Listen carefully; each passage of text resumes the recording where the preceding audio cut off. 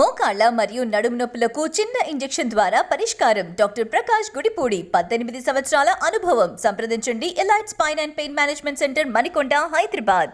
ఇక తెలంగాణలో అయితే అధికార కాంగ్రెస్ ప్రతిపక్ష బీఆర్ఎస్ మధ్య నీల యుద్ధం మొదలైంది. గత కొన్ని రోజులుగా రాష్ట్ర రాజకీయాలు కృష్ణా జలాలు, కాళేశ్వరం, ఇతర ప్రాజెక్టుల అంశాల చుట్టూనే తిరుగుతున్నాయి. ఈ నేపథ్యంలో రేపు అయితే ఎమ్మెల్యేలంతా కూడా మేడిగడ్డ బ్యారేజ్ సందర్శనకు వెళ్ళబోతున్నారు. దీనికి సంబంధించిన పూర్తి అప్డేట్స్ ని వరంగల్ నుంచి మా ప్రతినిధి వేణు లైవ్ ద్వారా అందించడం సిద్ధంగా ఉన్నారు.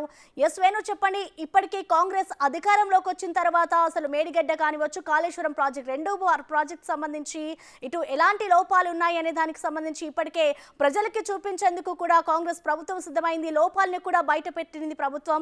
ఈ నేపథ్యంలో ఇప్పుడు రేపు కాంగ్రెస్ ఎమ్మెల్యేలు అయితే మేడిగడ్డ సందర్శనకి రాబోతున్నారు. డీటెయిల్స్ ఏ విధంగా ఉన్నాయి వేణు?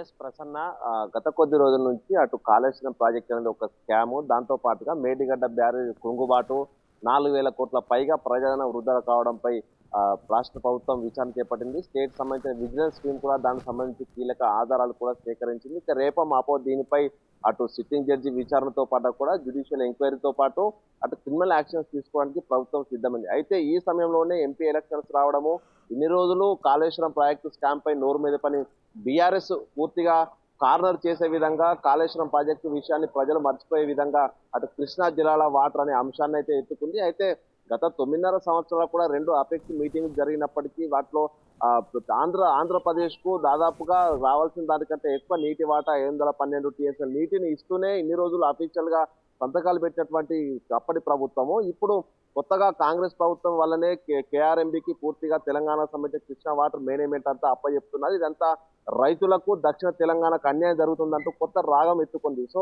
ఈ నేపథ్యం లోపల ప్రధానంగా రైతులు, తెలంగాణలో ప్రధానంగా రైతులే ఉన్న నేపథ్యం లోపల రైతులను డైవర్ట్ చేసే విధంగా బీఆర్ఎస్ యాక్షన్ ప్లాన్ సిద్ధం చేసింది. అయితే దీనికి కౌంటర్ గానే రేవంత్ ప్రభుత్వం కూడా ఇటు కాళేశ్వరం అంశాన్ని ప్రజాప్రతినిధులు అందరికీ తెలియజెప్పి అసలు తెలంగాణ ప్రజలకు ఇరిగేషన్ శాఖలో ఏం జరిగింది, ఇన్నేళ్ల పాటు జగన్తో కుమ్మక్కై కేసీఆర్ చేసిన అవినీతి ఏంటి, తెలంగాణ ప్రయోజనాలు ఏ విధంగా ఆంధ్రకు తాకట్టు పెట్టారన్న దానిపై పూర్తిగా ప్రజలకు తెలియజెప్పే విధంగా తనకు సంబంధించిన కాంగ్రెస్ పార్టీ ఎమ్మెల్యేలు, మంత్రులు, ఎమ్మెల్సీలు అందరూ కూడా నిన్నే పవర్ పాయింట్ ప్రజెంటేషన్ ద్వారా ఇరిగేషన్ శాఖకు సంబంధించిన అంశాలన్నీ కూడా క్లుప్తంగా వివరించారు. ఇక ఈ రోజున కూడా అసెంబ్లీ లోపల దీనిపై ఒక శ్వేతపత్రం విడుదల చేయనున్నారు. ఇక రేపు మేడిగడ్డ పర్యటన నేపథ్యంలో కూడా దాదాపు 80 మందికి పైగా ఎమ్మెల్యేలు, ఎమ్మెల్సీలు కూడా మేడిగడ్డ పర్యటనకు రాబోతున్నారు. అక్కడే పవర్ పాయింట్ ప్రజెంటేషన్ చేయబోతున్నారు. అయితే గతం లోపల ఉత్తమ్ కుమార్ రెడ్డి ఆధ్వర్యంలో వచ్చిన మంత్రుల బృందము అసలు ఇరిగేషన్ కాళేశ్వరం ప్రాజెక్ట్ సంబంధించిన అన్ని లింకులపై పీపీటీ చేయడం జరిగింది. అయితే రేపు మాత్రం ప్రత్యేకంగా మేడిగడ్డ బ్యారేజ్ తో పాటు పంప్ హౌస్ లోపల ఏం జరిగింది, అక్కడ జరిగినటువంటి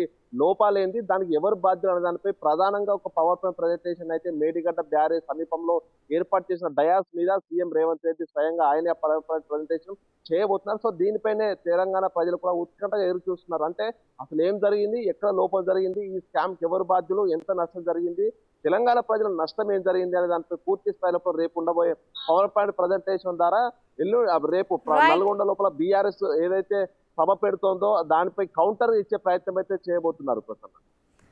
థ్యాంక్ యూ వేణు.